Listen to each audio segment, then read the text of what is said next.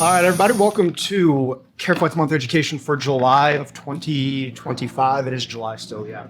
This month, after we just did some liver diseases back in June, this month we're going to be doing renal and endocrine diseases. Herb and I are both going to be bringing different cases. I'm going to be bringing an endocrine case to put Herb on the hot seat first, run him through it kind of like we would do in the sim lab.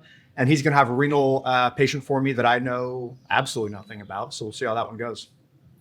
This is going to be a mix of based off of evidence-based practices and just what's considered best practice out there in the world. And also mixing in CareFlight specific protocols and the things that we do here more specifically. Hopefully this will be pretty smooth for you guys. A little bit of combination. We'll have some visuals for you guys as well, but hopefully also something that you can listen to just podcast style if you want to do it in the car or while you're on the move. Hopefully a combination of things that works best for you guys. And with that being said, Herb, you about ready to get into the first one? Yeah, let's do it. Cool. So, Herb, you've been dispatched to Hendricks Brownwood, so way out there southwest of the Metroplex. Sweet. You're doing an interfacility all the way to Medical City Plano from Brownwood. So a solid, I measured it, I think it's 128 nautical miles, straight line, not to mention having to navigate the Bravo. So going to be a pretty solid transport time for you. It's whatever time of day you feel like it being. We'll give you daytime to make it easier, make sure you're nice and awake. All you know is you're going on a 39-year-old female with high blood sugar. She is not intubated. She is not on any drips. Great. Do we have a patient weight?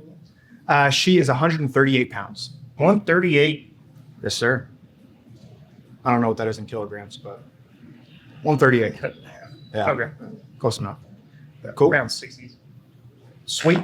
Cool. Any other dispatch information? Nothing else. That's All right. They just want to know if they can bring a rider.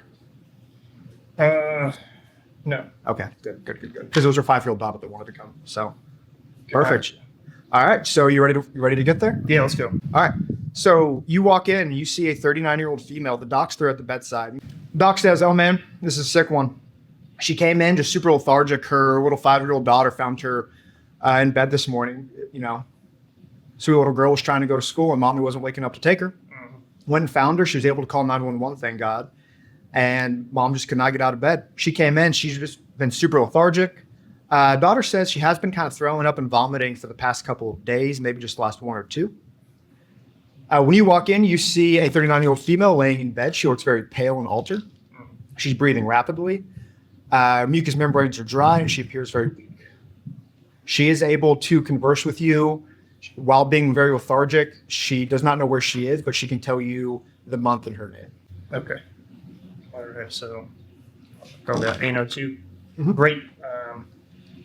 Sweet. So we'll go in there, just get eyes on real quick. Just like you said, so able to converse, appears pretty lethargic, cool pale, I assume diaphoretic. A little bit. At this point, she's pretty dry. She's pretty dry everywhere. Yeah. Gotcha. When was she brought to the hospital? How long has she been in the ER? So it's about 11 a.m. right now, and she came in at about 8 a.m., so about 3 hours ago. 3 hours. Okay. With symptoms reported from the daughter, sorry, maybe as far as 48 hours ago. Yeah. Okay. Great. What is our immediate pertinent medical history? Let's see. She has hypothyroidism before she takes Synthroid, and she is also type 2 diabetic. And she is a G2, P2, had 2 kids, both C-sections. That is her whole surgical history. Okay. Great. What medications is she on at home? She takes Synthroid and metformin. She any history of being hospitalized for diabetes before? Never been hospitalized for anything like this before. She did go to an urgent care about a week ago for an upper respiratory infection. Okay. No concern of that right now? Not that we can tell, not from your very initial eyes-on assessment. Okay. Go away. Great. And then just picking up, looking at that monitor, hopefully they have her connected to, what is that initial walk-in environment look Yep, like? so she's on the monitor. You have a heart rate of 98 beats per minute. She's breathing 26 times a minute. Blood pressure is 112/78. She's 97% on room air. And her temperature is 102.1. Great. Okay. And treatment prior to our arrival? I've given her 500 liters of fluid, and that's about it. Okay. No other medications? No other medications. Okay. What do we have for access? Access, you have bilateral 18s. Perfect. Okay. Do we have any recent labs? Yes, sir, we do. So I have here some labs that I've already written down for you. Perfect. And then I will read those out for everyone while you're taking a look at them. And if you want anything beyond what's there, let me know. Okay. So we have a glucose of 650, a sodium of 130, potassium is 5.5, BUN 42, creatinine 2.0, bicarb on the BMP, so the CO2 is 16. For serum osmo is 650. ABG significant findings were a pH of 7.3, CO2 of 26, and a bicarb of 14. Anion gap was 10. Okay. Alrighty. And those are just initials if you wanted. We ran a whole rainbow, so if you want anything else that I forgot to tell you, just let me know. Gotcha. Any other labs that are pertinent? Oh, what do you want to know? Let's just get, there's been any like H&H done. H&H hemoglobin was 13.6. Okay. Okay. Do we have anything for like white cells? Yes, her white count was 26,000. Okay. Gotcha. Any presence of bands? No bands at this time. A little bit of a left shift on the neutrophils. Okay. Alrighty. No other indication of a possible like infection? Nothing. We checked the lactate and it was 1.6. 1.6. Okay. Okay. I'm assuming no source of infection that you guys were able to find. Nothing yet. We just did an X-ray and a urinalysis, and both those haven't resulted yet. Okay. Alrighty. Great. Okay. All right. And let's say now the X-ray came back and the urinalysis came back. What kind of things would you be looking for on this? I think for the urinalysis, it's just like presence of protein, anything breaking down, anything could be kidney involved, anything liver. Also going to look at possible sources of infection. Okay. If they took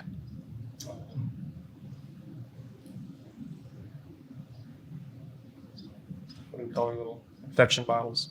Blood cultures? Blood cultures. Blood cultures. Gotcha. Weed that line. Yeah. Blood cultures. Yeah. Yeah. No blood cultures taken. No, we did not draw blood cultures. Okay. Alrighty. Yeah. So the urinalysis shows no bacteria, minimal ketones, high protein urea, and high glucose urea as well. Minimal ketones. And then a little minimal ketones. Correct. Okay. Alrighty. And that pH is 7.3. 7.3. Yes, sir. Okay. Alrighty. So I'm gonna start going down. Obviously, just looking at the lab work, the history, diabetes is concerning. That glucose of 650 very concerning. Labs are concerning. Again, that creatinine's a little elevated. BUN's elevated. So there's definitely some kind of metabolic issue going on. And obviously that anion gap. And then just based off of that initial what she looks like, definitely appears probably very in a significant fluid deficit. The absence of ketones in that work done would lead me to start leaning more towards HHS versus an actual DKA. Because I feel at this point with DKA, you'd probably have significant ketone elevation. But going in from there, we'll go in there, do a good hands-on, right? We're just gonna actually look at her, get understand she's ANO2 at this time, probably about GCS 14.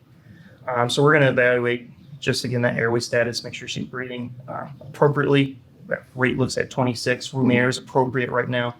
We're gonna throw our waveform capnography on, start looking at what we're getting back from there. Gotcha. Move over onto our transport monitor.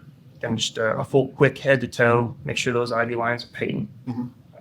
Then it appears like just 500 of saline's been ran. Nothing else. Is that saline complete, I assume? Yep, 500 saline is done. Okay, great. And that quick physical assessment, anything of note to come up from that? That was previously stated. Nothing of note. Breath sounds are pretty clear and equal throughout. You have a little bit of crackles in the left lower lobe, and that's it. Okay. Right. I had mentioned that upper respiratory, maybe lower respiratory earlier. Yeah. Okay. May have progressed. Oh, yeah, and so the chest X-ray did come back, and so it does show a little bit of left lower lobe consolidation. Okay. Yeah, just mainly looking at that. That could be a premeditating factors as possible. Uh-huh. HHS, DKA, diabetic emergency. Can you tell me what you know about HHS versus DKA? Right. So they're slightly different. Can be majorly different. So with DKA, you have that massive influx of ketones, right? Mm-hmm. With HHS, you still have that massive metabolic derangement. However, it's no ketones. Okay. And oftentimes you can even find people not with a elevated pH, not necessarily a acidic. Right. But with that same thing, again, you're going to look at that bicarb. Bicarb's going to be out of whack. CO2 is going to be out of whack. You're going to be attempting to maintain. So you're going to see that classic elevated respiratory rate, kind of whack labs. Still going to be in a massive fluid deficit. Some patients as significant as 4 to 6 liters sometimes. And again, with that, electrolyte imbalances, which is where we're quite important in pulling those labs, actually evaluating them. Specifically, we want to look at that sodium. We're going to want to look at our potassium. Just make sure, keep an eye on any shifts, because that's very likely. Gotcha. Yeah, and I think one important lab to help differentiate, when you're trying to diagnose DKA versus HHS. Like you said, so DKA is the A is acidosis, right? And so typically speaking, we have the ABG and at 7.3 flat, she's not quite fully acidotic. At least not what you would expect from a full-blown DKA. It's going to be pretty severely acidotic. But also, so then it's the first H of HHS, which we haven't said is hyperosmolar hyperglycemic syndrome, right? So hyperglycemic, obviously, at 650. What did I tell you her serum osmo was? Oh, it's 650 also. Okay. So hyperosmolar. And so for those that don't know, the normal osmolality range is 290 to 320. So at 650, she's like well over double, right? She's just a little more than double that normal serum osmo level. Whereas osmolarity and osmolality are usually pretty well within normal limits in DKA patients. So DKA patients are just total body dry, dehydrated from just peeing everything out with all the ketones and everything. Versus the HHS patient, not only are they pulling everything out, but all the fluid that's left in their body is stuffed into the vasculature because they're so hyperosmolar that the vascular space is dry, but the cells are even more dry. So the major concern there is actually cerebral dehydration from the super high osmolarity. And that's why you're more likely going to see altered mental status with HHS than you would with DKA because of cerebral dehydration from the hyperosmolarity. And at the end of the day, treatment's more or less the same, which, I won't spoil for you. I'll let you get there. Gotcha. More or less management's typically the same with some small nuance differences. I gotcha. So maybe with HHS, would it be more common to find significant alterations in their sodium? Could that be? Okay. Correct. Yeah. And so in this case, she's 130, so she's a little low. There is a formula out there that, we can, that listeners can look up if they wanted, where you can correct sodium based on other things, like figure out what the correct sodium level is based off of the glucose. Because the three major contributors to osmolality and osmolarity, when you're measuring them, are sodium, BUN, and glucose. And so typically, if one of them is high, the others will try and decrease to compensate. So that's what's happening here, is the sodium is trying to decrease to compensate for the high glucose. Gotcha. Okay. Then in your experience, is that normally corrected at this point, that sodium? Or since that's part of the body's attempt to regulate, you think it's probably... It'll be one of those things typically that self-corrects. You won't have to worry about replacing with 3% or anything like that. Okay. Anything that's a balanced crystalloid like NS or LR it'll correct itself. Okay. Typically speaking. And total body sodium content might actually be normal. Maybe it just might be in the cells rather than in the vasculature, which is what we're measuring. Gotcha. Okay. Right on. Okay. Sweet. Then just getting into it. Peers dry. Labs kind of point towards that direction. Then looking at that pre-arrival treatment of just 500 saline is probably significantly underdose. So I would go with another bolus of just what we have LR. Cool. And I know we can probably go up to 3 liters max. I would take that 500 NS into consideration to meet that 300. But then titrate from there. It could also be weight based, 120 cc's. Yeah, 20 mils per kg. Gotcha. Perfect. Cool. So you want to get some fluids started? Yeah, we'll go ahead and start with fluids. And do you just want them wide open, or do you want them on the pump? I start them wide open. Shoulder fluids. Perfect. Starting right now. And then with NS or LR, I know we might have that low sodium. That's not going to really mess with that since we're also introducing some. Gotcha. But hopefully that will start to get some shift, refill that vascular space, then move out into that third space back into the tissues, into the cells. And we'll just go from there, probably with a liter at a time, then reassess. Sure. Moving on from there, just take another quick look at that respiratory status. Throwing around capnography. What's our capnography? Yeah, so Vital looks great. You have a pretty relatively normal looking waveform, and it's reading 26 as well. It's matching up, correlating with that APG that you had. Okay. Alrighty then. Cool. So that's the initial resuscitation for the fluids. What are you thinking about for the management? So we're calling this DKA or HHS, by the way. I'd call it HHS. HHS, perfect. So yeah, what's going to be your actual management for this lady with HHS? Alrighty. A couple of things to get into. Now I'm going to start turning the protocols. Sure, absolutely. Since We're not endocrinologists. yeah, For sure. just a humble medic. I got my cert behind Home Depot. Strong back. Yeah. Yeah. So then rolling into it, just starting with that initial fluid resuscitation, 20 mils per kg, going up to that max at 3 liters. We're going to want to evaluate the potassium, which we have 5.5. So I wouldn't say that's at the point where we need to treat. But now, since we're introducing a lot more fluids, we want to keep another look at that shift. That being said, we don't have ISTAT on the aircraft. We do have a significant transport ahead of us, probably an hour, if not more. So minimizing our time on the ground, getting airborne, advantageous for us and the patient. But we're going to evaluate that potassium lead for if there's going to need a potassium replacement or going to look at that potassium shift if you don't want a hypercapnia patient. Sure, absolutely. And then just transport considerations for that. Again, we're just going to look at that ECG. We're going to look at medication. We're going to look for widening QRSs, peak T waves. We're going to look for any bradyarrhythms. Rhythms could be throwing some PECs in there. So we're just going to keep an eye on that and treat off the monitor, off the patient. I love it. And let's say we did have ISTAT or EPOC on the helicopter. What would your goal potassium be to keep it above? I would just keep it at normal. Okay. Since we're generally not going to start doing replacement in the aircraft, obviously.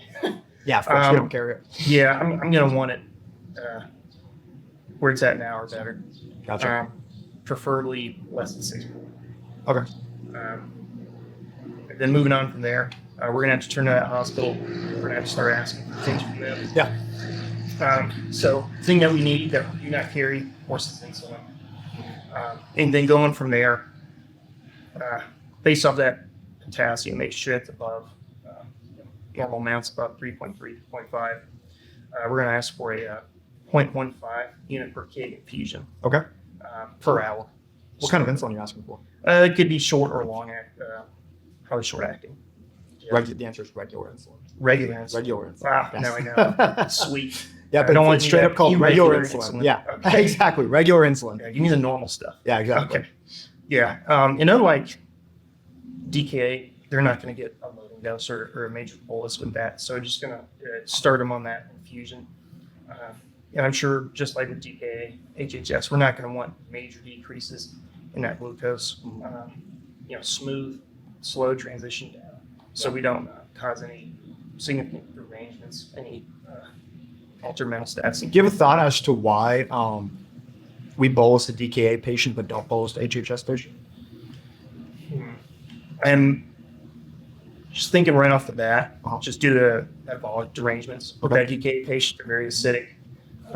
They probably have significant electrolyte shifts. Sure. They probably need that bolus to correct some of those serum electrolyte imbalances. Gotcha. Actually Bring that potassium down. Get the potassium, get that glucose into the cell. For sure. Start working correctly. That's definitely part of it. The other part's actually due to the history of what causes these diseases to begin with. DKA is most common in the type 1 patient. So the type 1 diabetic. And then we think about type 1 versus type 2 diabetes. A type 1 diabetic is somebody that's born with it, right? And they have an absolute insulin deficiency, whereas their pancreas just does not produce insulin. So oftentimes DKA is how somebody finds out that they are diabetic, right? versus the type 2 diabetic. Their pancreas produces insulin. Maybe it's not enough, or maybe they've just become insulin resistant due to poor lifestyle habits. But they still have insulin in the body. So the DKA patient is usually type 1, meaning they just have no insulin at all. So we do that bolus for the DKA patient to actually give them some to start working with, and then have the continuous infusion. Versus the HHS patient is almost always type 2 diabetics. And so they already had insulin floating around in the body. They don't need that bolus, even though the sugar is higher in HHS than DKA. They just need that continuous infusion to manage, plus fluids. The big thing for them is just the fluids rather than the glucose. The glucose will dilute with fluid replacement. So yeah, it just comes back to the history of type 1 versus type 2 diabetics. Okay. That's it. Right on. Sweet. And then just looking at that glucose targeting, we're not going to want, like I said, that a massive decrease, anything rapid, especially in the transport environment. So we're probably going to have this patient 60, 90 minutes. So we're going to maintain a glucose still elevated, 200 to 300. Yeah. Don't want anything significant drop after that, because then we're going to be chasing. We'll be behind the curve on that one. Cool. Once we get that started, again, just make sure patient's rocking with it. We're going to keep a close eye on that mentation. Perfect. On that, look at that ECG. Then we're going to get going. I like it. So we asked the hospital for some insulin. Anything else that we think we want to ask them for? Not a trick question. Just anything else we want to bring along with us before we go? Ask the hospital for? Just off the top of my head, probably not. Okay. I believe you carry enough what we need on the aircraft. Big things like insulin. We start with fluids. Sweet. Let's hope that wasn't a trick question. Ready to go? Yeah, ready to go. Sounds good. Cool. So we're in the air. We've got that 130-mile flight from Brownwood. You got a 60-knot headwind coming straight out of 030. So it's going to take you a long time to get there. Yeah. So yeah, we're in flight. We're running along. Everything's good. She's starting to wake up a little bit. Let's say you've got a liter in and you started your second liter. All right. You're continuing fluids, blood pressure, vital signs, everything's maintaining. She's maybe a little bit more arousable. Let's say you get a repeat blood sugar and you're down to 493. Now get down from 650. It's looking pretty good. What kind of things at this point are you going to be evaluating? What else do you want to know? What else can I tell you? From there, close eye, vitals, mentation. RRT is a big one. Make sure respiratory is still sufficient. Look at that EKG again. Just keep an eye. Make sure we don't have a shift in K. Treat if there is a shift in K. We don't want also hypo K. Now that we have insulin on board. Then from there, just keep everything going. Cool. What kind of stuff you talk about hypo K? So we're giving us significant amounts of insulin. What kind of stuff are you looking for? Like, how can we really monitor that? Monitor, again, we'll turn towards patient mutation. Monitor.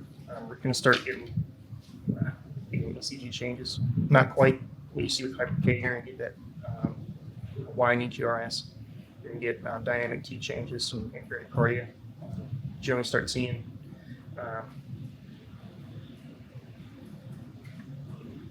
So they usually say that you see U waves with hypokalemia, right? U waves? U waves, yeah. Right, okay. Yeah, so and for those that don't know, U wave is basically a second T wave almost. It's shorter and smaller. Mm-hmm. You have your normal P, QRS, T, and then a little U wave that happens before the next P wave. So that's one of the most, I wouldn't say it's always going to occur with hypokalemia, but if you see it, you can assume hypo K, and that's probably the best thing we have to be definitive. Otherwise, it's just going to be an assumption based on other things. Right. Numbness, tingling, paresthesias can occur. Weakness in general, like deep tendon reflexes diminished, all those kinds of things. But those are also non-specific, and she's already weak anyways, just from being. Yeah. Will you see so decrease in mentation, I assume? You could, exactly, 100%. And so, whereas with hyper K, the rhythm gets really wide and slow. Obviously, at a certain point, it progresses to VTAC, right? If they get severely hyper K enough. Whereas the opposite with hypo K is potassium. Actually, like we always say, calcium is cardioprotective, but potassium is to an extent too. It's still necessary for normal cardiac conduction. So when you start to run low on it, then the heart can't beat as well. So you're actually going to start seeing like PECs, PACs, just little irregular escape beats. as the hypo K worsens, those will worsen. And that can also then, eventually lead to VTAC as well. So either side of the potassium spectrum I is going to assume lead to blood VTAC. pressure will start. Blood pressure starts to drop. Yeah, decrease. it won't squeeze as well. Exactly. They might report palpitations or something else like that. So, a lot of non-specific stuff that we can ask for. And not that we can ask for, a lot of non-specific stuff that we can assess for that's really challenging. You can chalk it up to a number of things. The palpitations could just be anxiety from flying in a helicopter. Right. Who knows? So, but we'll see how all that happens in flight. Sweet. Yeah. Yeah. We start to recognize ECG changes, meditation changes, Yeah. certain complaints. Then again, since we introduced that insulin, going to assume we have some change in K, downshift in K. From there, I would say look at our vitals. Okay. I know we've got, we're onto our second liter. We're also starting to dilute. We're starting to shift K. See about slowing some fluids. We can also see about slowing or turning off that insulin. The insulin, yeah, for sure. I think this would be a pretty good case, if able, assuming you can get internet and one type, you can possibly contact med control Sure. over that. Now, what is advised to do with that insulin that you started? Obviously, you have an improvement in that glucose. Now you have another electrolyte balance, which is also fairly critical. So I would say even at that point, trying to phone a friend, Yeah. get some more expert consultation on board would be advantageous. Sure. And correct me if I'm wrong, I think the CareFlight protocol says do not start insulin if potassium is less than 3.3. Correct. So let's just say that the same applies here. That if potassium falls below 3.3 Stop. during insulin infusion, we're going to stop the insulin. Okay. Now, obviously, we don't have the means to assess that in flight, right? To say that, oh, hey, they dropped below 3.3. We're going off clinical assessment and kind of gestalt here, as Dr. Bob likes to always say, that clinical gestalt. But yeah, so the correct move here would just be to stop that insulin infusion. Because we're using LR instead of NS, we do have the benefit of LR does have some potassium in it, Right. not a lot. But, So it'd probably be beneficial to continue fluids continue fluids for sure. up to peripheral status. Okay. Yeah, as necessary. And especially because now we're stopping that treatment for the HHS. Yeah, we still want we to can dilute. at least rehydrate. Yeah, exactly, to make sure it doesn't get worse. But yeah, and so that I told you it wasn't a trick question. It was a trick question because I definitely I would definitely recommend if you're transporting a patient prolonged amount of time on an insulin infusion, bringing some potassium with you. Gotcha. Every- I was good to ask for. Yeah. Okay. And it's not something we do a lot, but pretty much every hospital Pyxis or Omnicell has potassium. It's not usually something that has to come from pharmacy. It's usually like the nurse can just grab it in 30 seconds, Yeah. typically speaking. So yeah, if I'm gonna have an hour and a half transport someone on an insulin drip that needs the insulin, like obviously if we're giving insulin for hyper K, I'm not gonna bring potassium. I'm just gonna just top insulin, whatever. But if they need the insulin to treat the HHS, then I want to be able to continue that, and so you can replace potassium. Right. Depending on how low it is, you're either going to give 10 or 20 MEQs, I think it says, and over 1 hour, either way. Okay. If you have a central line, it's preferred to go through a central line rather than a peripheral IV, just because it's super irritating to the skin. But this lady doesn't have a central line, so it is what it is. Gotcha. In your experience, what concentrations of potassium normally coming out of hospitals? Typically, like either 10 and 50 or 10 and 100 or 20 and 50 or 20 and 100, something like that. Gotcha. I've seen both. And I actually want to backtrack real fast right here. So if you actually look at the protocol with me, it does actually say evaluate potassium.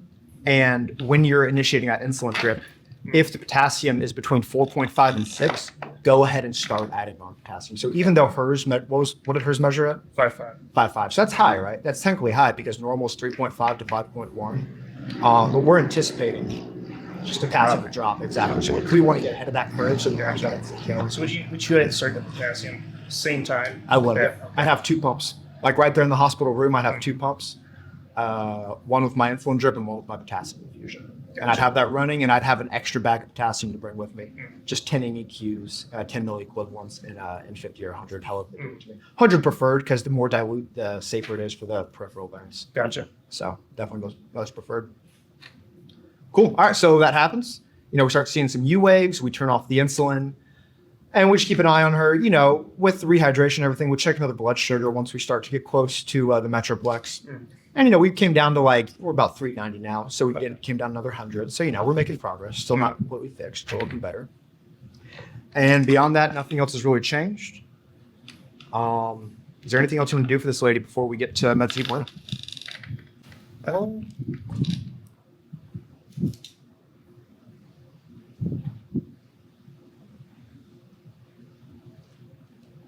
Can't think of anything. Can't think of anything either. I got nothing else. Cool. So we get there. We call a report. What up, Drifter? Yeah. All right. That's the case. Sweet. That's the thing. How do you think I went? All right. Yeah. Ish. Well, sounds like it was pretty good. You know what to do. You got the But yeah, major treatment priorities. Definitely bringing on the potassium was good. Good callback. Well, it's funny because every hospital I've worked in, that's the one thing that nurses have autonomy over. It's like the one thing nurses have autonomy to do is replace potassium, because it's so micromanaged in the hospital setting. Every patient in the hospital, every single that I've worked at, has standing orders for if potassium this, replace with this amount. And so it's still one thing that we don't have to call a doctor for is to replace potassium. Gotcha. So on the one hand, it makes it such a non thing, it's just such not a big deal. But on the other hand, it's the reason it's so standardized and so autonomous for nurses is because it is a big deal, but it just makes it so routine for everybody. But yeah, any ICU nurse, especially that you interact with, they're always like, oh, you got to replace potassium. And you probably transport patients with nurses oh, you can't leave after replace potassium. And so it's just one of our things. It's one of our little things that we feel like we have power over. But no, that was really solid, man. Yeah, the potassium management. The only with the one of the labs that we talked about, and you probably didn't think to ask for it. So I told you there was no urinary ketones on the UA, right? And I say all this knowing that you're about to, give me a case and probably make me look like an idiot. So this is gonna be fun. Is a serum ketone. So rather than just looking for urine ketones, actually measuring blood ketones as well. Which there's a couple different ones. The best one that we like for evaluating for DKA, that is pretty much gold standard diagnostic of DKA, is called beta hydroxybutyrate. Gotcha. Okay. And so if that comes back at virtually anything greater than zero, there is a number, I don't remember exactly what it is, but basically if that comes back elevated or even existent at all, that's DKA, right? That's diabetic ketoacidosis, beta hydroxybutyrate. But besides that, you don't have to have that to differentiate DKA versus HSS. Like I said, the ABG, the acidosis is enough, and the serum osmo is super good. And the history of she's a type 2 diabetic. Gotcha. On metformin rather than type 1 on insulin. Okay. So one more thing that I want to hit on, just kind of for everybody else listening, is the onset and taking the history of present illness, the HPI for these patients can also really be helpful in diagnosing DKA versus HHS. And you remember the DKA is usually in a type 1 diabetic, and most of the time this is actually how they get diagnosed. It's usually in younger patients, even kids, and they don't know that they're diabetic yet. So they think that they're living totally healthy, and all of a sudden they're feeling sick and they have some kind of flu symptoms or something. They just think it's a cold. And, they go to bed feeling sick one night and then they wake up the next morning completely messed up, or they don't wake up, right? And they're just found altered in bed. And it happens super, super fast within 1 to 2 days, because suddenly something happened in the body where even though it lived 13 years kind of managing its type 1 diabetes, it just finally the pancreas completely crapped out and stopped producing insulin. So it happens really quickly. Versus HHS is usually in someone that is managing their diabetes. Someone with type 2 diabetes, they know that they have it. And like our patient, for example, she's doing all the things to manage it. She's taking her metformin, she's eating her good carb healthy diet, trying to take care of herself, checking her blood sugar multiple times a day. But then it's usually some kind of stress event that causes this to happen. Like, for example, that upper respiratory infection that she had about a week ago. And so then HHS is something that usually progresses more slowly. There's an initial insult that happens, and it takes days up to about a week for the HHS to fully develop and to present with that altered mental status and the symptoms that she was presenting with today. So the onset of it and how fast it happened can be super helpful in diagnosing DKA versus HHS. Long story short, rapid, something that comes on super quick, DKA. Something that happened very slowly over time, and there was some remote stressful event like an infection, more likely going to be something like HHS. So you can already have a pretty solid idea before you even get labs, which is super helpful for us if this is a scene call, right? Right. If we're running this as a scene call, picking them up right here on the pad here at Terrell, we're not going to have labs. We're not going to know the serum osmo. We'll know glucose. Sure, we can check a blood sugar. But we're not going to know anything else but the history of the patient, of their meds and their medical history, but also how long this has been going on. Super helpful information. Yeah, man. That's all I've got for this one. Really solid job with that. Excited to see what else we're looking for. What else you thinking? That it? I'm good on that. Wraps it up? Yeah. All right. Cool. We will take a break, everybody, and we'll be right back for my case. All right, so welcome back, everybody. Herb's going to walk me through some kind of renal issue disease that I don't know anything about. I did just learn that it's an interfacility, ER to ER. But beyond that, I'm armed with a piece of paper and a pen, and we're just going to see where this takes us. Good intentions. Yeah, Alright. good intentions, exactly. Alrighty. Like I said, this one, it's going to be something everybody's intimately familiar with. Everybody's going to run into all over till the end of time. All right, like I said, yeah, you got an ER to ER. Uh-huh. Let's say you're going out west again to a small tertiary hospital. I won't name names. Okay. So Yep, we don't good call, make anybody good call. mad. Yep. Alrighty. So going into your dispatch information, ER to ER, you're going to be going from way out west. Maybe you're going to estimate a 45-minute en route back to, major hospital system. Sure. DFW. Yes. Insert name here. Yeah, insert name. We'll take care of it. Alrighty. Diagnosis is sepsis. Sepsis. Right. All right. What you're getting? That's my dispatch information. Yep, you have a 60-year-old male, sepsis, 2 drips, 75 kilos. That's what you got. Intubated? No intubation. No intubation. All right, 2 drips. Easy day. Yep. I might even leave the pumps at base. We'll see. Yeah. Yeah. Leave all you really need, check it, right? Monitor, IV fluid, Zofran. Manual blood pressure. Yeah. Yeah. The BVM, the Hamilton T2. Yeah. All right. We'll go there. All right. Sepsis. How much did they weigh? 75 kilos. 75 kilos. I'll give you this. Hey, 70 inches tall. 70 inches tall.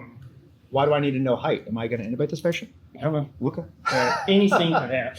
Okay. Yeah, we'll see how I'm feeling. All right. I like it.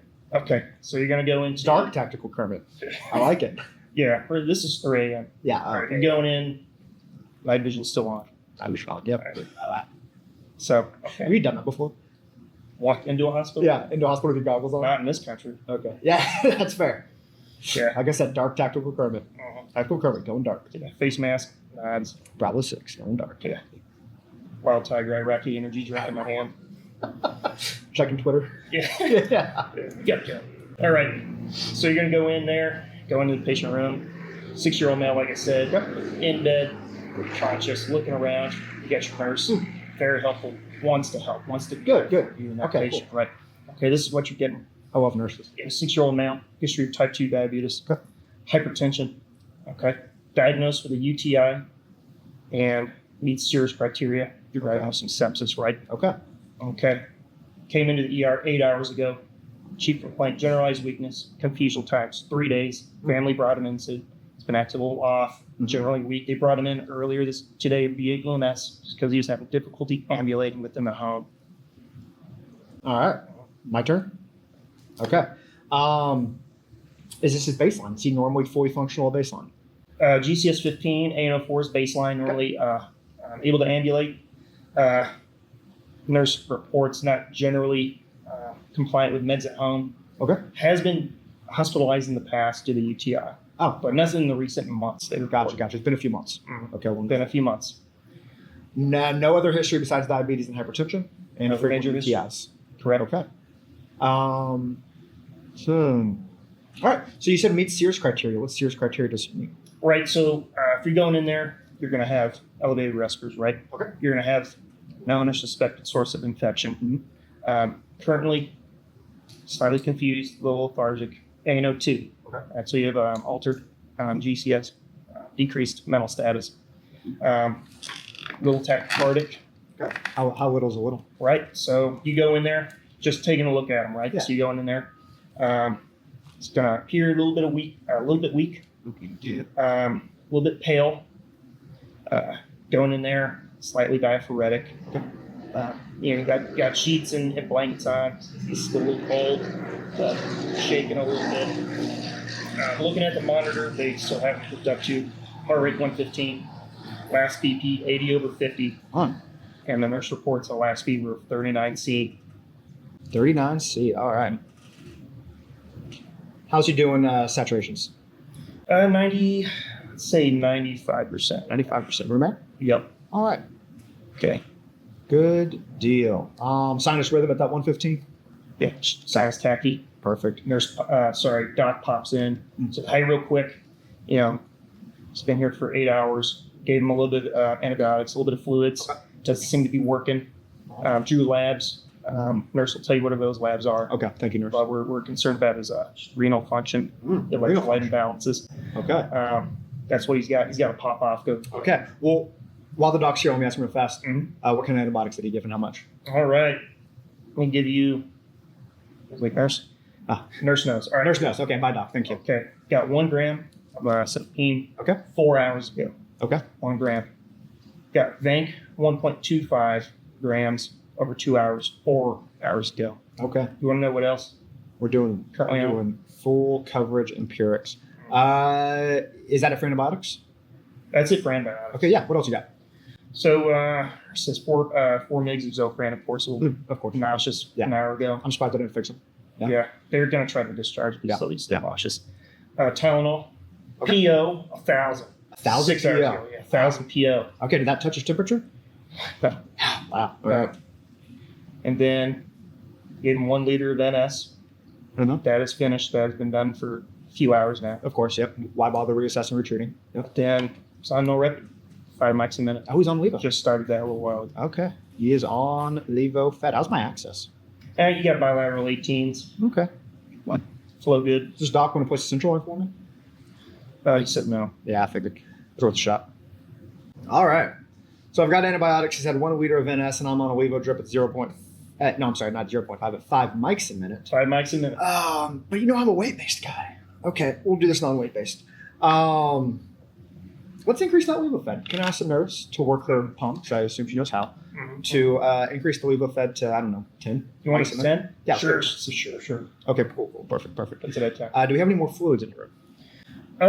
Yeah, like right outside the room. I got whatever you want. Let's do some LR. Let's do another liter. Some LR, another liter of LR. Sweet. What are you targeting there in terms of your fluid replacement? Yeah, so surviving sepsis guidelines from 2021 was the most recent update. Got it. Ideally, within the first 3 hours of arrival to the hospital, the patient should have received 3 liters of fluids. 30 mils per kg. That's been kind of the gold standard. That's been the recommendation since 2016. So I would have liked to have seen already 30 mils per kg. So 750, 1500, 2.25 liters. Within the first 3 hours, it's been 8 hours. So only that 1 liter on board. Only that 1 liter. So we'll go another liter. Okay. And then we'll see if that works before we add a second pressor. Okay.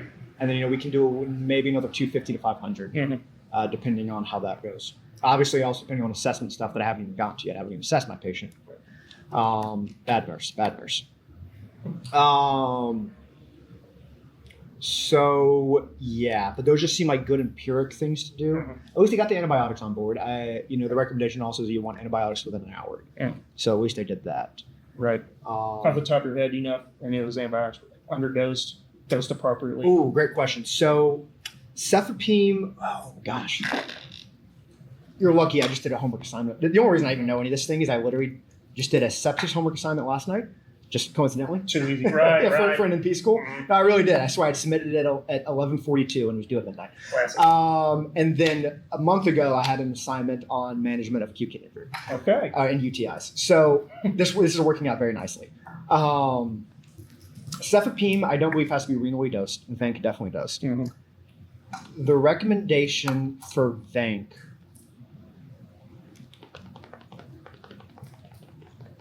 0.25 mg per kg loading dose, and then 0.15 to 0.2 mg per kg every 8 to 12 hours afterwards. Gotcha. I only know that because I read it last night, I promise.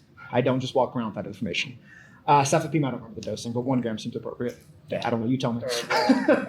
Probably. Yeah, the Cefepime one was a month ago, so I've already forgotten that.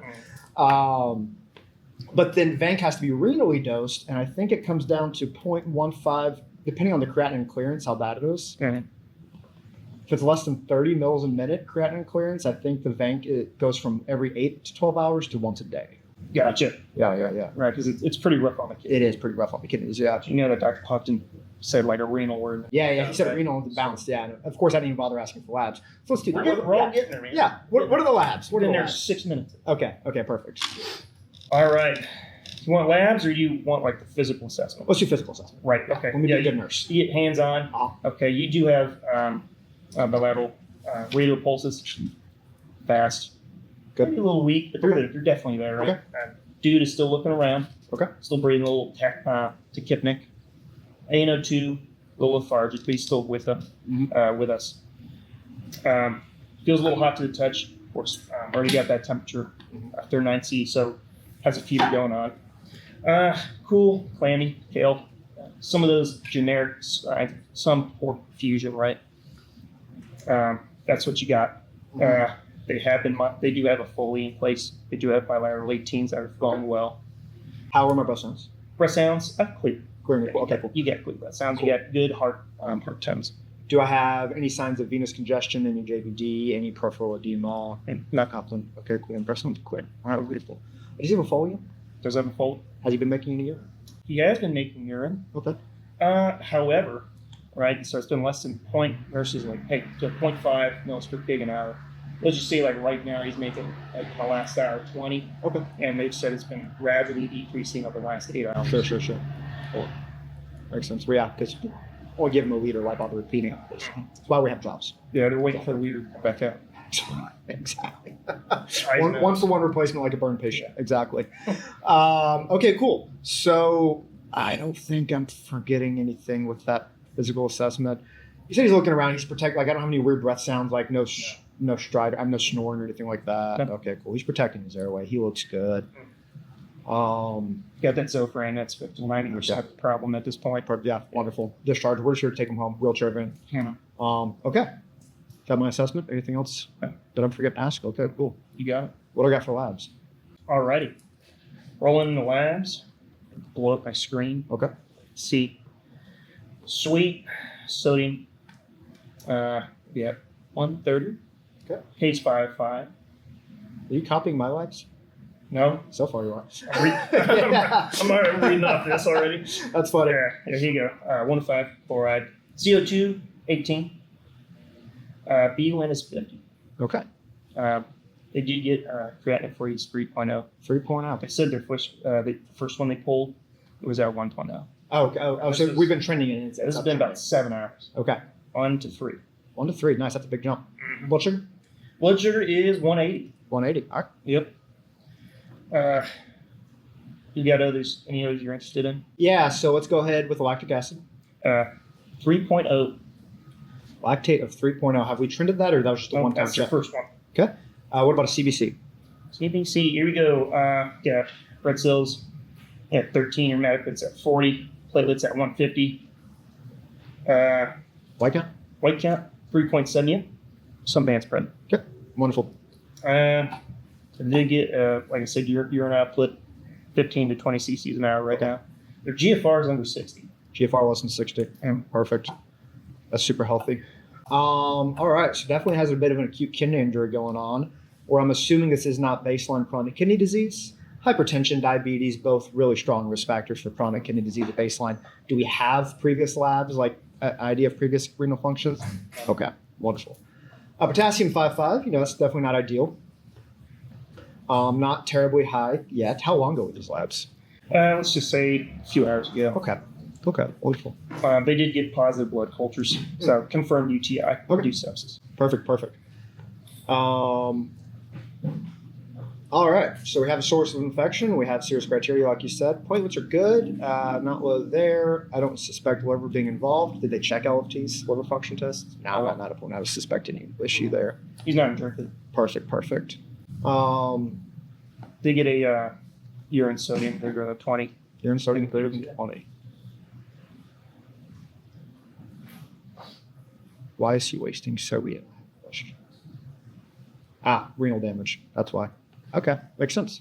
Yep. It's all coming together. Yep. Renal damage, wasting sodium. So his serum sodium is 130. That makes sense. Okay, cool. I like it. Awesome. Okay, cool. So lab's good to go.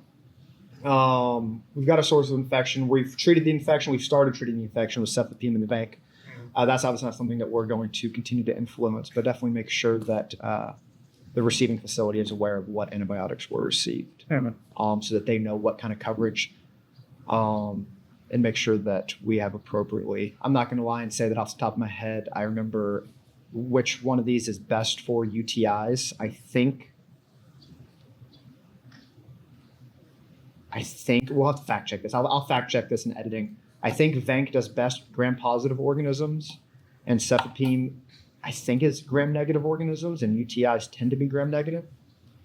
And I may be completely wrong, and if I am, then the viewer already knows. Yeah, you're speaking in the dark. I don't know. Okay, cool. I don't know either. Yeah, that's not really our problem, is it? Okay, cool. We just got to get them there to people that know. Yeah. All right, cool.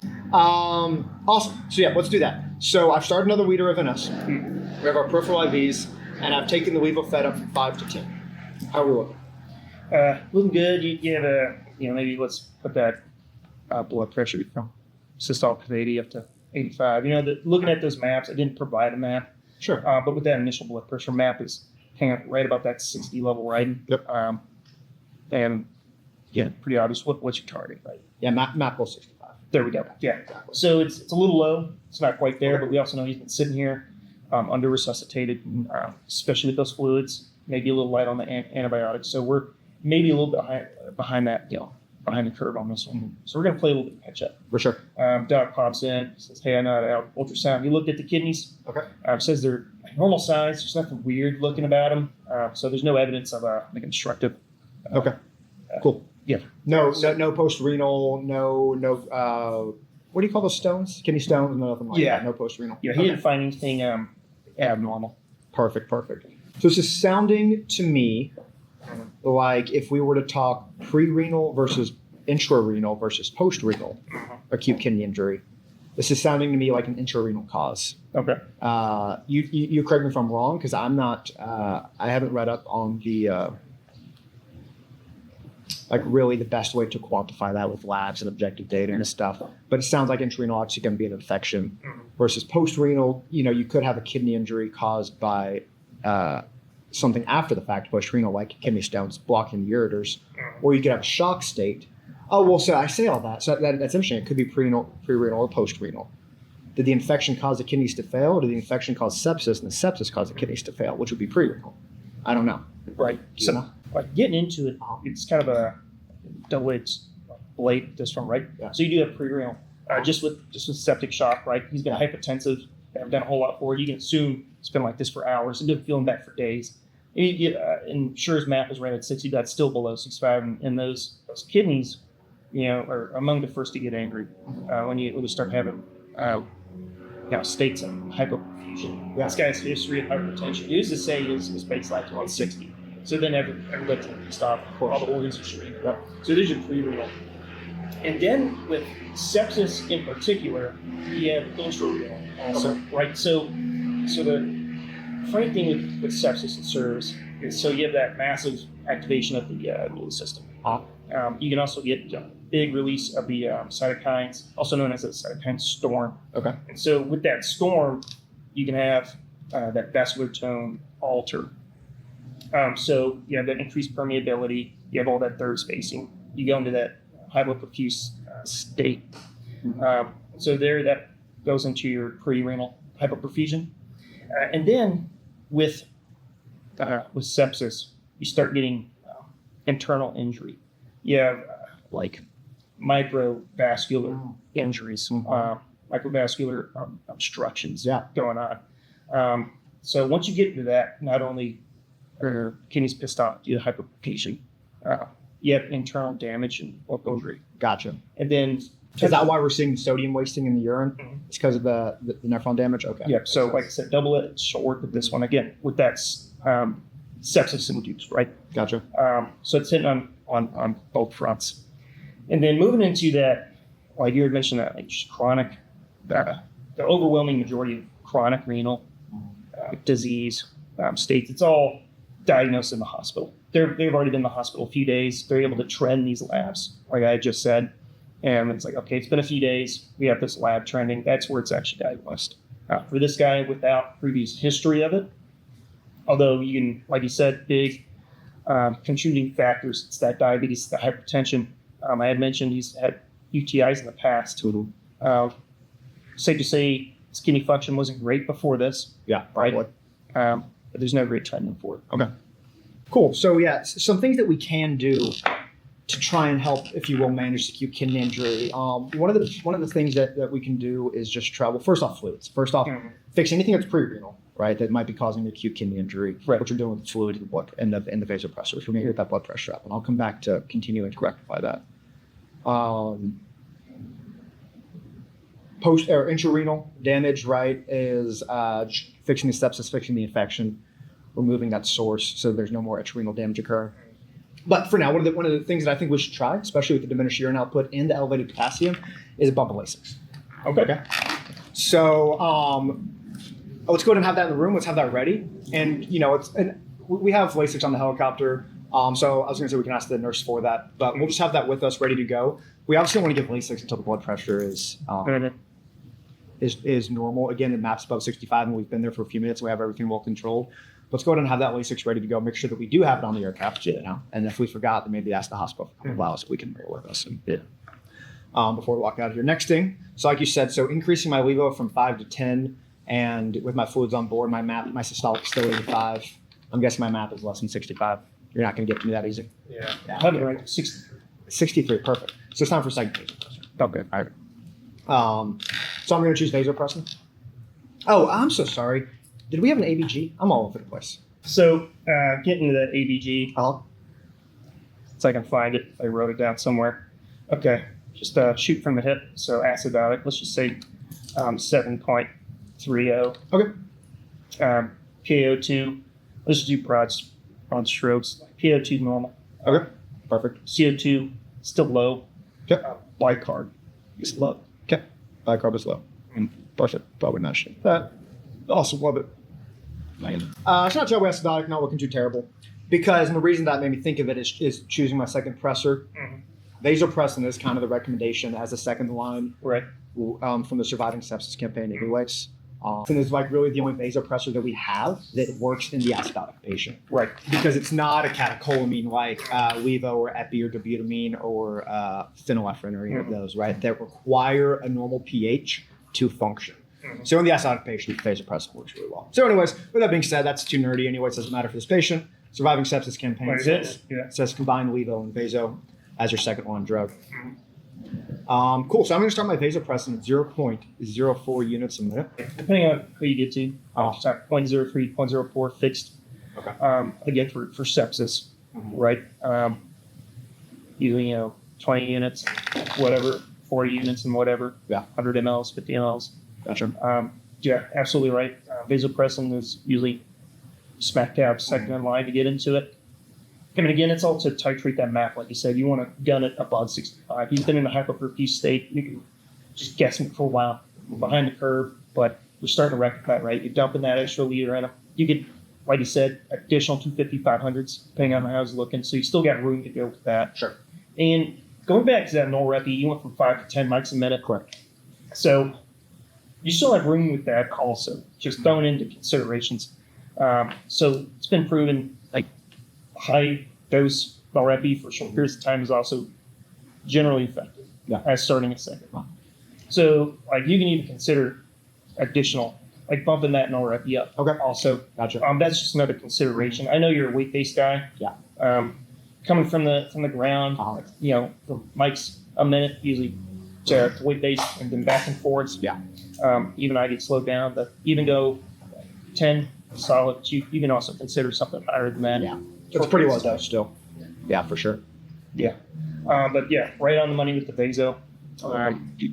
Then, like you hit that initial stabilization, that fluid management, that fluid resuscitation is key into just be aggressive as you can since the hospital was not. And that's fairly common to encounter hospital, even scene calls. It's been lackluster. For sure. Absolutely. Like I said, this is our bread and butter. This is what we do. Yeah. Everybody's familiar. That's why we have jobs. Yeah. For now. For now. And then besides that, man, just you hit all those labs. You ask for that ABG. You've been careful about their respiratory status, that airway status. Make sure they're oxygenating appropriately. Again, because they're in that septic state, acidotic state. So Yeah. pretty solid so far. All right. I think. Something. I think that's about everything that I want to do while we're still here in the hospital. My airway looks good. Patient's alert, confused, but alert. Yep. Right. I expect so they're not terribly acidotic, but they're mildly acidotic. I expect that acidosis to correct with fluid replacement. Okay. Hopefully, right? At least maybe not. Who knows? But hopefully. And so with my potassium being borderline at 5.5, the only treatment, unless I'm showing EKG, by the way, is my EKG fine. Sinus tach. Also No changes. no hyper K stuff. No. I don't really want to get aggressive with treating the hyper K because I expect that to correct with resolution of the acidosis. Right. So I will give Lasix. Lasix is going to do two things for me. Maybe try and help fix my kidneys because sometimes you can do that with an acute kidney injury. It's kind of kickstart them back into gear, and it actually help you resolve that high B1 and creatinine. But also, if the Lasix does work, it'll also help you start dumping potassium. Right. Yeah. So kind of two birds, one stone. Twofold. Perfect. But we can do that in the helicopter once I've had a stable blood pressure for at least 15, 20, 30 minutes. Anywhere from 40 to 80 of Lasix, depending on how you want to do it. Gotcha. So you started that vaso at bedside. At bedside, yeah. Just getting early on with it since you know behind the curve. Exactly, right? Yeah. Cool. Let's just say getting ready to leave. Just result. You got right now 100 over 60. 100 over 60, perfect. You have a trend in the right direction. That's about a map of 73. So then, if it, like hypertension management. So in our setting air transport, just what other considerations are you gonna just think about, go through, loading up, maybe get underway? My concern for this patient is always going to be, making sure there's not any other contributing signs to the shock. The patient's in shock, and I think I know why, but I want to make sure that I'm not missing anything, whether it's hypovolemia from like a hemorrhagic source, which is unlikely. Nothing cardiogenic. I assess for JVD. Can always ultrasound the heart and make sure that there's no cardiogenic contribution to the patient's shock state. So what other Is there? ultrasound can be performed to look at that Oh, great idea. fluid resuscitation? Great question. That's a great question. IVC collapsibility. IVC. Absolutely. There we go. Yeah, we pop that probe right there in the subxiphoid space. First, you just look at the heart, get an idea for how it's squeezing. Not a good idea, but an idea. But then, you just look at that IVC and have them sniff or take a deep breath or bear down in some capacity and see how much that IVC collapses. I'm assuming in this patient, it would pretty much go wall to wall. Yeah. Touch. Yeah, it'd be pretty obvious. Like you said, that sniff Yeah. on almost everybody, even like volume normal people, is pretty easy to see. It'll induce what you need to induce. Yeah. Checking that IVC, it's pretty solid. Just depends on the patient, on the aircraft, whether or not you can easily get to it in the air. Yeah. If you got a few minutes on the ground, throw it on there. And lucky thing about that subxiphoid space, even in the 407, which obviously we're going a long distance, so we're not at 429. We're going to be at 407. Yeah. That subxiphoid space, typically, even from behind them, you can usually get that phone too. Yeah. Not always, but If you can ride them back, get them in your lap. take a quick look. Yeah. Because honestly, that's a really smart way. At that point, you don't want to necessarily. You're not necessarily anymore. The recommendation is to guide fluid resuscitation by lactate, but rather just by quantization, right? Whether or not they appear to be volume up or volume down. So as long as their IVC looks collapsible, as long as they appear clinically volume down, we'll just keep the fluid going, right? 20 ml per pulses or whatever, continuous infusions, whatever makes you happy. Generally going to meet, for us, you're just going to meet that hard limit. A couple of years, 2 years. Exactly.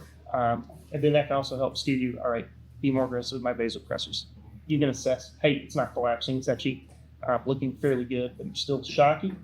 Now it's time to get more aggressive vasopressor, right? For sure. Sweet. Then just other big things to look at. Hemostatic changes, stay right on top of it. Again, you throw them in an aircraft, somebody who's depending on their respiratory to try to help fix things. start adding elevation and close space. Just be careful with oxygenation. I have to throw some supplemental on it. Throwing them on some waveform capnography. Gotcha. Again, it's pretty key. One thing I forgot that I mentioned, and you said the UA showed a high sodium. So that's usually a result of tubular damage, which is usually accompanied by proteinuria. Yeah. Did you have written if the patient had protein in the urine or anything? Or okay, cool. So I'm just gonna make the assumption here, maybe I don't know.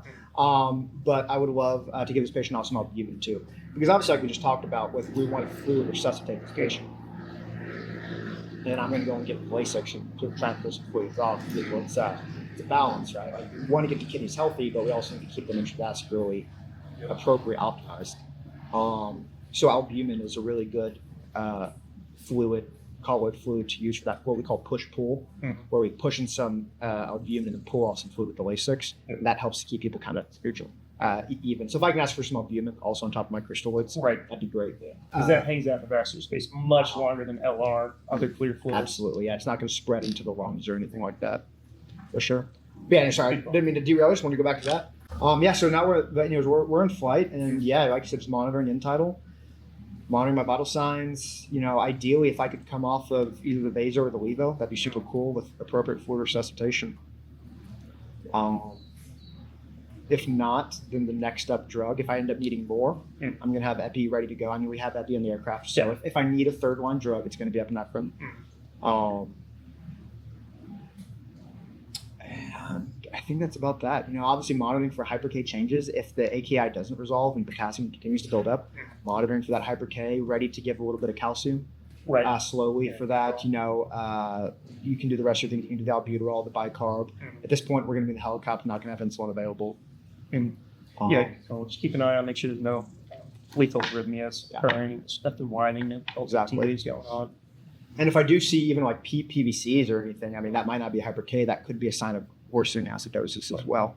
So then I would check, is he still breathing appropriately? Is his respiratory rate starting to decompensate or anything like that in severe status? Perfect. Yeah, and you hit everything else on. Just keep an eye on that patient. Look for that over fluid resuscitation, pulmonary edema. Could worsen kidney injury, but significant over resuscitation. Take it as far as like abdominal compartment syndrome. Oh, yeah. Which for us, without any type of invasive monitoring, it's good old plastic. Get your tape measure out, hip to hip. Yeah, exactly. Right. See how it is. Yeah, do it at the start. Once you land. How does that abdominal compartment syndrome happen? Like, how does that work with these patients? So going on with these guys, with that overfluid resuscitation, you're going to have third spaces still. So you're still going to get everything to move out. And then since you had that hypo state, just GI is going to be generally underperceived. So things are going to be moving a lot. And with massive liters of additional fluid, it's going to third space. And then to a certain extent, you're going to start having compartment syndrome. It's pure just internal pressure. Which takes a while to develop. It's difficult to spot, again, unless you have invasive monitoring. The slapstick check on it is hip to hip with a measuring tape. I only know to really check on that back in the day doing open belly moves for damage control resuscitation, which doesn't occur in DFW really. Like the old stomping grounds, your belly might be open, saran wrapped. Yeah, we just want to keep an eye on that from predictions. So.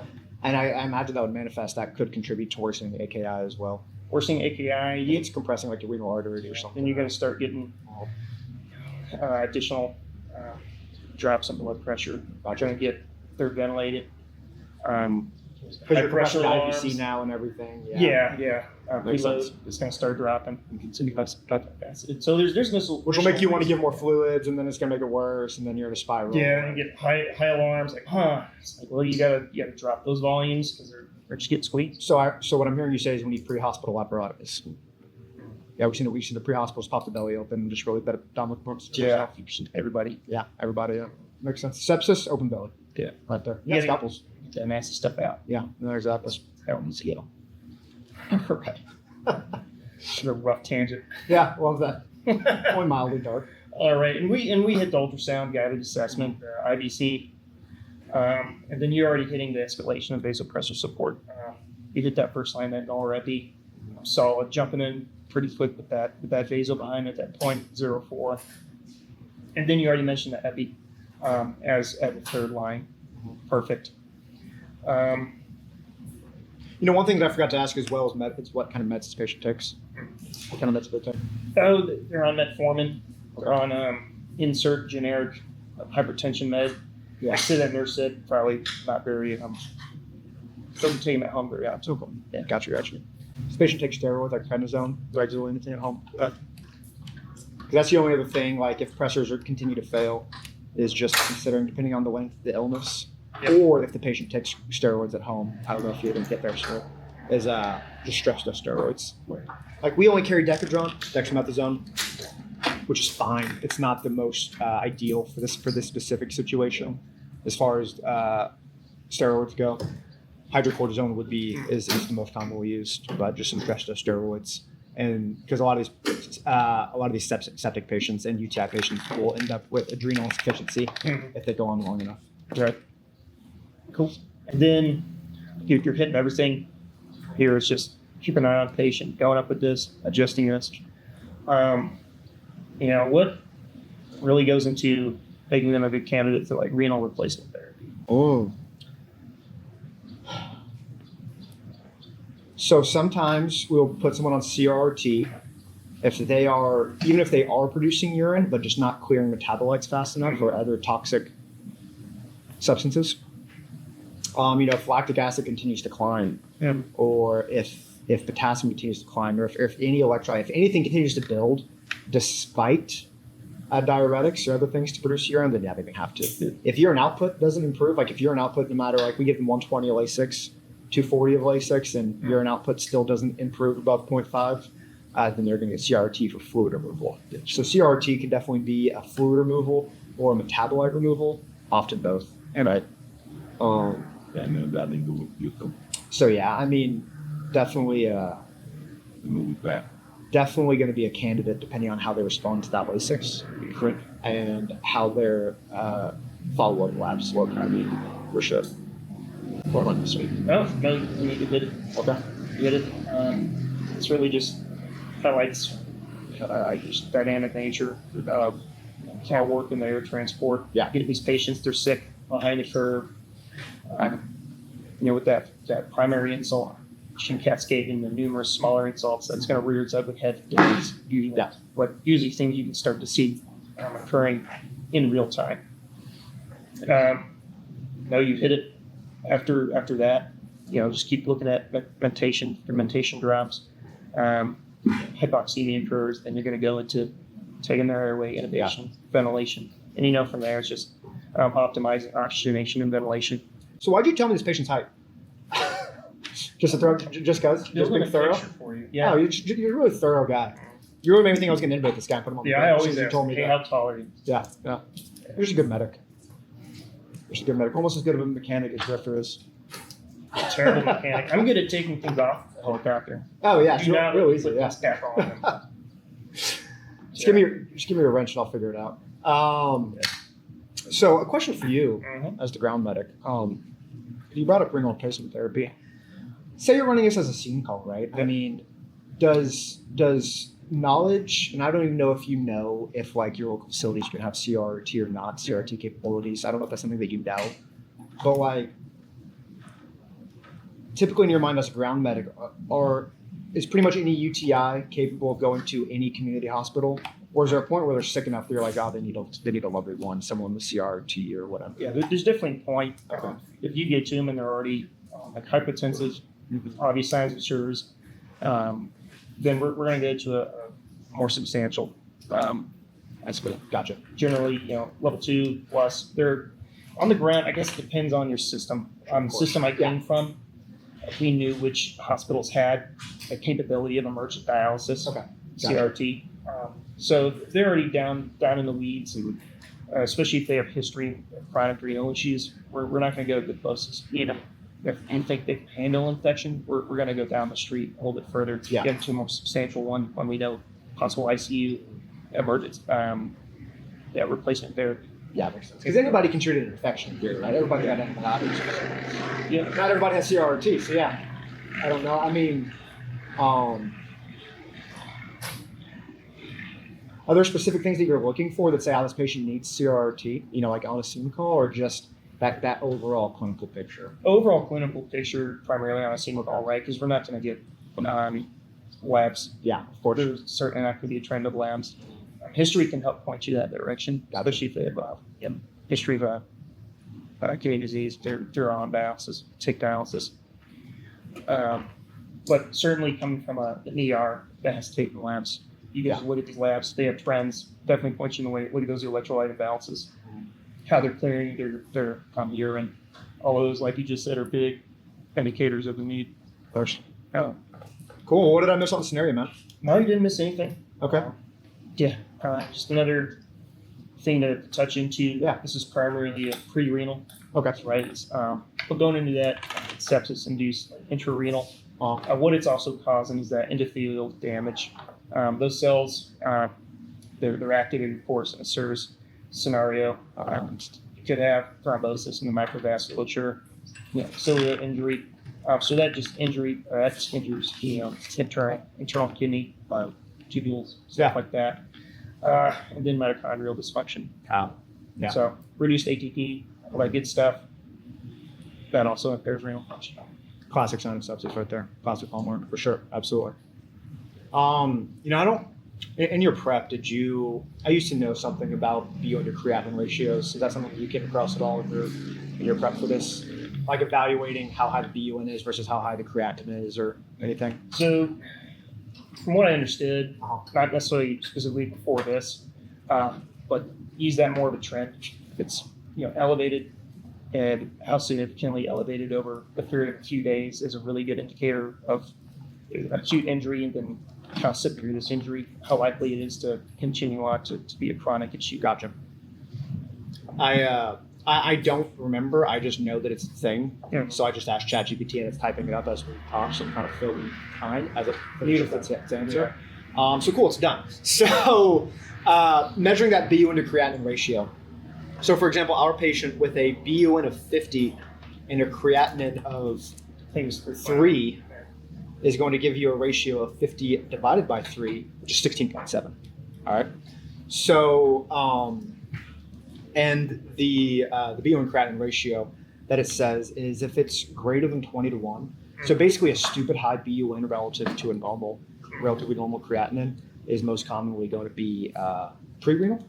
It's typically going to be pre-renal, usually, which is obviously going to be usually decreased perfusion, be concentrated urine, which you described. Intrinsic is going to be a BUN to creatinine ratio between 10 to 15 to 1. Gotcha. And because obviously BUN is always higher than creatinine, it's just a question of how high. And then post-renal is about 20, actually. I'll put this up on the screen for everybody. And I mean, this is such a niche, this is what nephrologists. What? No. Nephrology. I don't know if anybody else cares about this, but it was something that I remember coming upon once upon a time last month when I was doing my UTI assignment for school. So I thought I'd bring it up. All right, man. What are we missing? No, hit it. You like it? Yeah, I'm happy. Feel good about it? Cool. All right. Well, everybody, appreciate y'all. Thank you for joining us in the wonderful T-Rail hangar, our favorite place to film education.